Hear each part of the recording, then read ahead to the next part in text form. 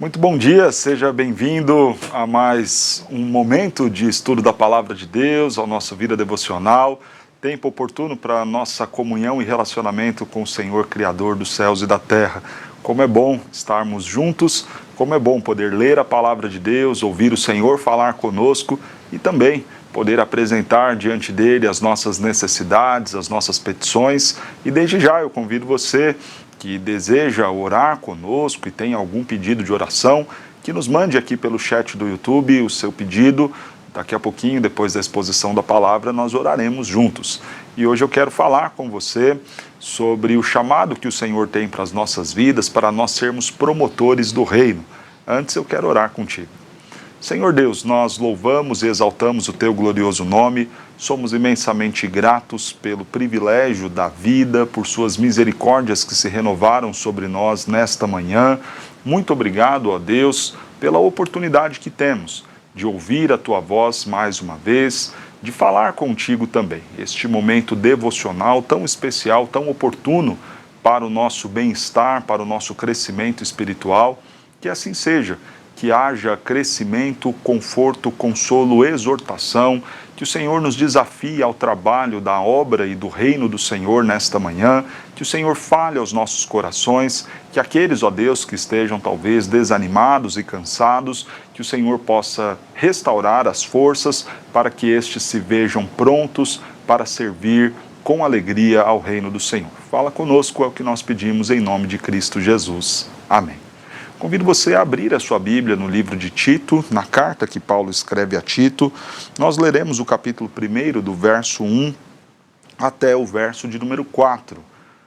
Tito, capítulo 1, de 1 ao 4, nos diz assim a palavra de Deus. Paulo, servo de Deus e apóstolo de Jesus Cristo, para promover a fé que é dos eleitos de Deus e o pleno conhecimento da verdade segundo a piedade, na esperança da vida eterna que o Deus, que não pode mentir, prometeu antes dos tempos eternos, e em tempos devidos manifestou a sua palavra mediante a pregação que me foi confiada por mandato de Deus, nosso Salvador. A Tito, verdadeiro filho, segundo a fé comum, graça e paz da parte de Deus Pai e de Cristo Jesus, o nosso Salvador. Nós olhamos este texto como uma mensagem muito especial do Senhor, não apenas para Tito, mas para toda a igreja de Creta. Esta carta foi escrita entre o período da primeira e da segunda prisão domiciliar que Paulo teve em Roma. No primeiro momento, Paulo estava em Roma, preso, numa condição ainda um pouco menos difícil, porque era a prisão domiciliar, onde ele podia até mesmo receber visitas. No entanto, a sua última prisão, a segunda e última prisão, foi muito mais dura. Ele foi para uma masmorra e ali então encerrou sua vida e ministério. Foi o fim da vida deste grande servo. Entre estes dois períodos é o momento em que Paulo escreverá esta carta a Tito e também a segunda carta a Timóteo. É um tempo especial, onde Paulo está despedindo-se das igrejas, deixando também o legado dele como apóstolo e líder da igreja a dois jovens pastores, Timóteo e Tito, e nós vemos então ensinos muito preciosos aqui para a igreja do Senhor, descritos nesta pequena carta, mas tão prática e tão oportuna também para os nossos dias. Tito era um jovem grego, convertido muito provavelmente pelo Senhor na primeira viagem missionária do apóstolo Paulo, quando Paulo sai da Antioquia em direção a Jerusalém. Tito tem um perfil, uma personalidade muito forte. Ele é chamado por Paulo para resolver alguns problemas. Ele resolve, por exemplo, os problemas disciplinares da igreja dos Coríntios. Aqui é chamado também pelo apóstolo Paulo para resolver as questões doutrinárias, os falsos ensinos que estavam acontecendo ali na igreja de Creta, bem como também constituir liderança ali naquele local. E nós temos aqui, no texto em que lemos, a abertura desta carta. Paulo, nesta abertura, vai apresentar as suas credenciais apostólicas, vai se apresentar como sendo o remetente desta carta, e é interessante nós vermos as formas como Paulo fala sobre si no texto em que lemos. Paulo se apresenta como sendo servo de Deus e apóstolo do Senhor Jesus Cristo. A palavra servo aqui é a palavra doulos, a ideia do escravo, aquele que está em condição de obrigatoriedade de serviço em relação ao seu senhor. De fato, assim somos. O Senhor nos arrancou do império das trevas, nos trouxe para o reino do Filho do seu amor, o que significa dizer que sempre em nossas vidas nós estamos em alguma condição de servidão. Ou servimos a Deus como escravos do Senhor, arrancados do império das trevas, ou ainda estamos lá naquela antiga condição, naquela condição que não agrada ao Senhor e nem tampouco é favorável a nós, que é a de escravidão e servidão a Satanás, ao mundo e aos desejos da carne. Foi de lá que o Senhor nos arrancou, foi de lá que o Senhor nos comprou.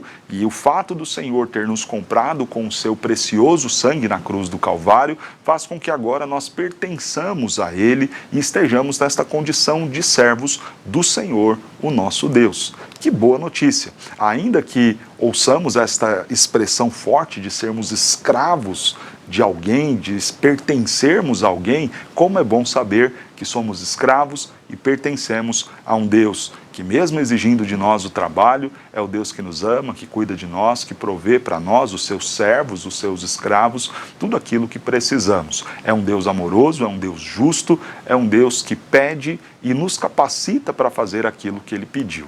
Paulo se apresenta assim: eu sou escravo do Senhor. Eu não estou em uma condição voluntária, nem estou em uma condição onde posso fazer exigências, não. Eu estou em uma condição de obrigatoriedade em relação ao Deus que me salvou, ao Deus que me arrancou do império das trevas, ao Deus que me tirou da morte e me trouxe para a vida. É assim que eu e você devemos nos enxergar. Eu não sou a raridade, a coisa mais preciosa do Senhor. Eu não sou alguém que pode chegar-se diante de Deus e fazer exigências e cobranças como se Ele me devesse alguma coisa. De forma nenhuma. Eu sou alguém que estava em condição de escravidão ao mundo, ao pecado, ao diabo e à carne. Eu sou alguém que estava em condição de condenação. Eu sou alguém que era por natureza filho da ira. Eu sou alguém que era escravo e servia a Satanás e estava condenado, morto em seus delitos e pecados. O Senhor veio, graciosamente me salvou, transformou a minha vida, e é por isso que agora eu sou um servo de Deus. É por isso que agora eu estou em condição de obrigar-me a servir ao Senhor, a fazer a vontade daquele que me salvou. Esta relação é muito fácil de entender. Ainda que não façamos no sentido do peso da obrigação, é fácil entender como devemos servir a Deus quando pensamos por meio da gratidão. Aquele que fez tanto por mim merece e terá de mim toda a atenção e disposição necessária. Se isso não tem sido uma realidade na sua vida, já comece tendo isso como uma aplicação. Mas para que o Senhor nos chama? E aí vem então o tema da nossa exposição nesta manhã. O Senhor nos chama para sermos promotores do reino. Paulo coloca aqui, depois de falar que ele é servo, depois de falar que ele está em condição de ser um mensageiro, apóstolo, obrigado, cumprindo o serviço do Senhor que o tirou do império das trevas, ele se apresenta então agora falando da sua missão para promover a fé que é dos eleitos. A primeira característica desta missão que o apóstolo Paulo coloca aqui, de promotor do reino, é promover a fé. 3 coisas nós veremos aqui no texto que devemos ser, que nos faz ser promotores do reino. Precisamos promover a fé, precisamos promover a verdade e precisamos promover a esperança. Paulo começa então dizendo que ele foi chamado pelo Senhor para ser servo do Senhor como promotor da fé que é dos eleitos. Promover alguma coisa significa tornar esta coisa o mais conhecida e clara às pessoas possível. É importante nós olharmos para este nosso papel. Nós fomos alvos desta graça, esta fé que o Senhor nos deu, nos concedeu para que crescemos nele, que é a fé que nos justifica, que é a fé que nos salva. Desta fé que conhecemos, a fé em Cristo Jesus, na sua obra de justiça, na sua obra na cruz do Calvário, pagando preço pelos nossos pecados, deste conhecimento, desta fé que nos salvou, nós precisamos torná-la conhecida a muitos outros. Paulo, então, se vê como escravo, se vê na condição de estar obrigado a fazer aquilo que o seu Senhor lhe manda, e Deus lhe manda ser um promotor. Mas promover o quê? Promover a fé que é dos eleitos. E é interessante essa expressão, a fé que é dos eleitos. O Senhor nos escolheu desde antes da fundação do mundo. Esta obra já foi consumada na cruz do Calvário. O Deus que escolheu enviou também o seu Filho para morrer na cruz em nosso lugar. No entanto, esta salvação será aplicada em nossas vidas por meio da fé no dia em que respondemos ao chamado do Senhor para as nossas vidas. No dia em que ouvimos o Evangelho, então, é aplicada esta salvação em nós quando cremos, quando esta fé dada pelo Senhor vem sobre os nossos corações. O Senhor, então, ao ouvirmos a palavra de Deus, envia o seu Santo Espírito que transforma o nosso coração, que era de pedra, em agora um coração de carne. Esse coração agora pode pulsar em direção a Deus. E ao pulsar em direção a Deus, esta fé manifesta, então nós conseguimos crer, experimentamos a conversão, damos os passos da santificação e em breve experimentaremos a glória eterna. Esta fé pertence aos eleitos. Todo eleito do Senhor, em algum momento da sua vida, será quebrantado por Deus, convencido do seu pecado. E compete a nós promovermos esta fé. Há muitos eleitos aí pelo mundo que ainda não receberam, que ainda não experimentaram desta dádiva que eu e você já experimentamos. O que devemos fazer? Promover, tornar conhecida, anunciar esta necessidade de fé para sermos salvos. O que vai nos salvar não são as obras. Então anuncie desta fé salvadora, anuncie desta necessidade de crer em Cristo Jesus, para que muitos outros conheçam esta mensagem que mudou a minha vida e a sua vida. Nesta condição de obrigatoriedade, precisamos promover a fé, mas também precisamos promover a verdade. Diz o texto, para promover a fé que é dos eleitos e o pleno conhecimento da verdade segundo a piedade. Veja que Paulo coloca que precisamos também ensinar aquilo que é correto. Havia um problema sério na igreja em Creta, que eram os falsos ensinos. Creta era uma ilha que estava no mar Mediterrâneo, entre o norte da África e o sul da região da Ásia Menor, e o trânsito ali era grande de muitas pessoas de todas as partes do mundo, o que fazia de Creta uma ilha extremamente pagã, sincretista, porque haviam muitas religiões, muitos deuses, muitos ídolos, e todo esse contexto de paganismo afetava também a igreja. Falsos ensinos estavam entrando na igreja, e Paulo se coloca nessa condição de alguém que está ali para promover a verdade, o pleno conhecimento da verdade. Nós também somos chamados por Deus para isso, não com um ar soberbo, que infelizmente tem tomado os corações de muitos. Muitos hoje em dia, por terem acesso à fé reformada, por meio da internet, dos livros, dos muitos estudos que pela graça de Deus nós temos, muitos estão se valendo deste conhecimento para alimentar algum ar ou espírito soberbo. Isso não glorifica a Deus. O seu conhecimento acerca das doutrinas da graça, do calvinismo, da fé reformada, da liturgia cristocêntrica, este conhecimento que pela graça de Deus você teve acesso, e louvado seja Deus por isso, não foi dado por Deus a você para que você agora se colocasse em condição de soberba, para que você se achasse melhor do que talvez outros crentes que ainda estão engatinhando na fé cristã ou tropeçando em erros tolos por falta de conhecimento da Escritura. Cuidado com esta soberba reformada que tem tomado os nossos dias. Claro que isso não é culpa da reforma, claro que isso não é culpa dos símbolos de fé das igrejas históricas, claro que não. Isso é resultado de corações pecaminosos que não sabem lidar com o grande, vasto e gracioso conhecimento que receberam da parte de Deus.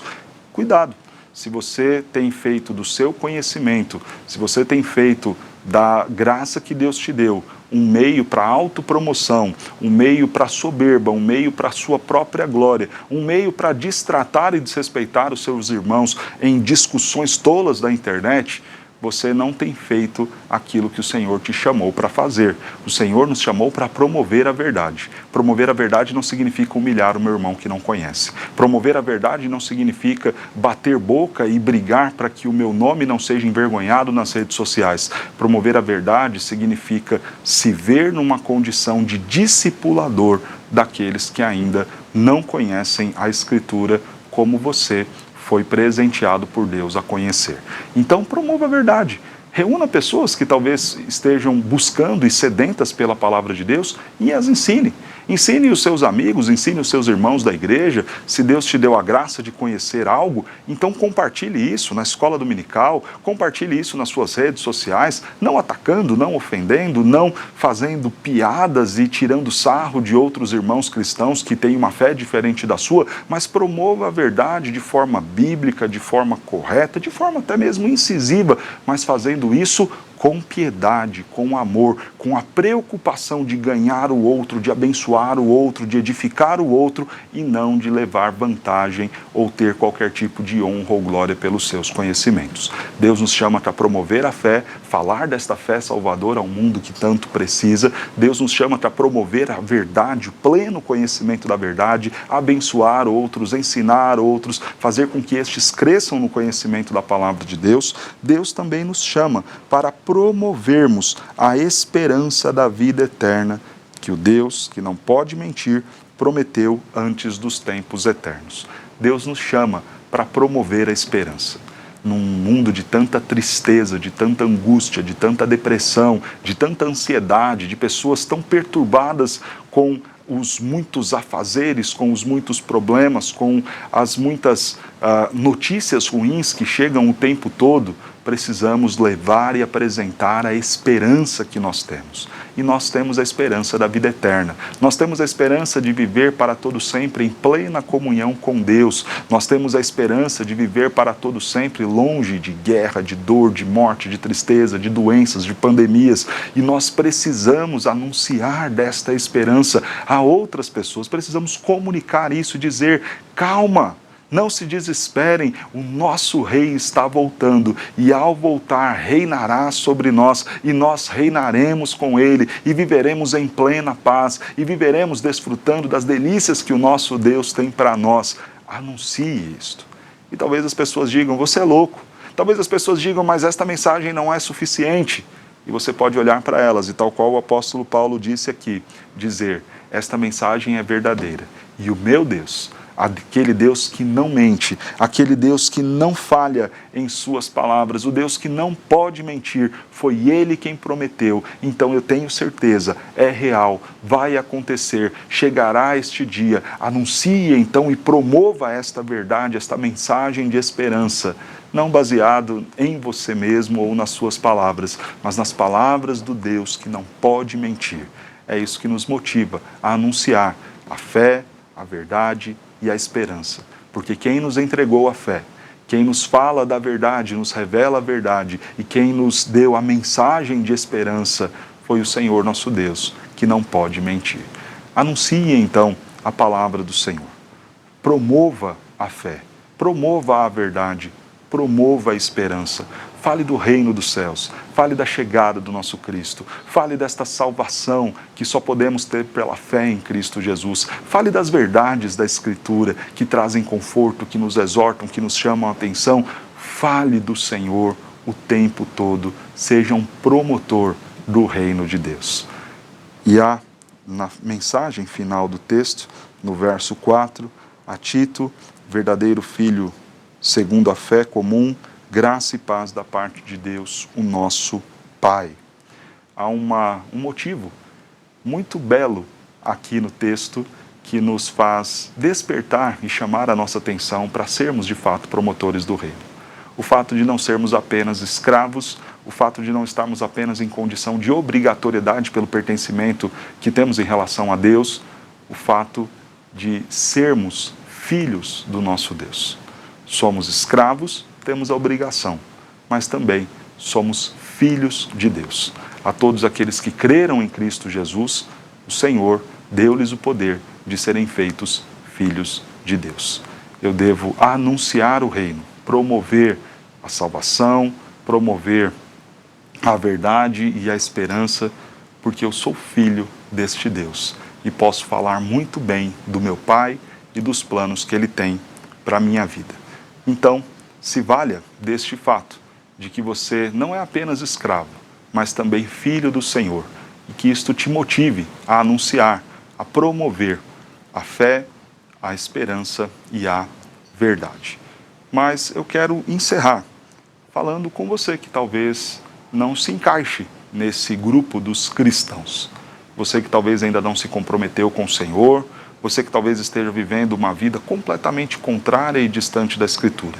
Compete a mim agora promover e falar para você, anunciar para você.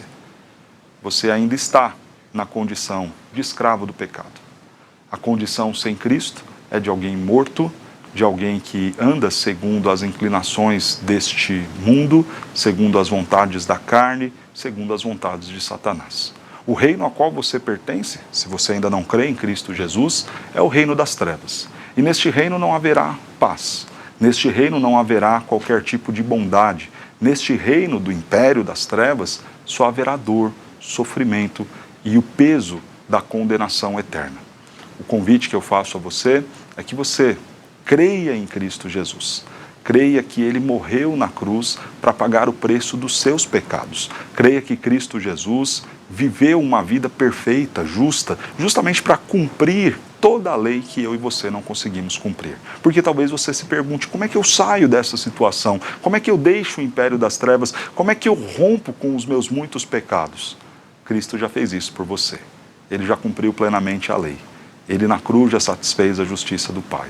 Por isso se coloque em condição de servidão, dizendo, Senhor, eu quero ser seu servo, eu quero ser seu filho, eu quero entregar a minha vida ao Senhor para deixar o reino das trevas e estar agora no reino do seu amor.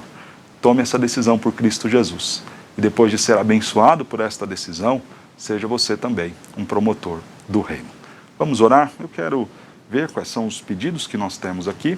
Se você tem algum pedido, envie aqui no nosso chat. Nós vamos orar por você, vamos orar por sua família, pedindo que o Senhor nos abençoe, principalmente neste início de ano, que o Senhor nos dê graça nos nossos sonhos, nos nossos projetos, no tempo em que viveremos nestes dias de 2022. Há algum pedido? Muito bom dia a todos que nos acompanham aqui, bastante gente conectada. Muito bem.